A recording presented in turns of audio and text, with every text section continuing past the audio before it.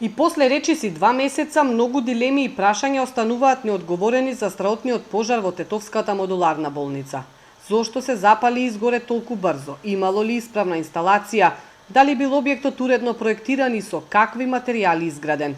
Се бараше брза истрага, но и после толку време, единствено што се дозна од вештачењето на МВР е дека пожарот во модуларната настанал како последица на запален продолжен кабел на кој бил приклучен дефибрилатор, односно апарат за реанимација, полнат за мобилен телефон и уште еден уред. Од јавното обвинителство тогаш посочија дека ова вештачење е само еден од обезбедените докази, најавувајќи дека се очекува во Тетовското обвинителство да пристигнат извештаите и од други надлежни институции, како и вештачењето од германските експерти.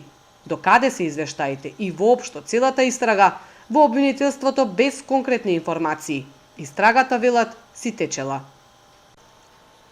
Јавните обвинители кои преземаат действија во насока на расчистување на причините за пожарот во модуларната ковид болница во Тетово интензивно постапуваат. Се очекува во обвинителството да пристигнат извештаите од наредените вештачења, меѓу кои и вештачењето од експертите од Република Германија. Откако ќе се приберат материјалните и вербални докази, обвинителите ќе ги разгледаат и анализираат. Ќе биде утврдено дали и каде постои кривична одговорност, пошто ќе биде донесена и одлука за натамошниот тек на постапката.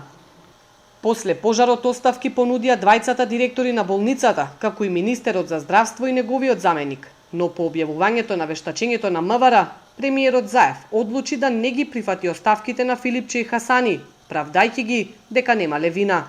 Од одговорност се иззема и општина Тетово, од каде се изјаснија дека целата надлежност за модуларните болници била на ресорното министерство.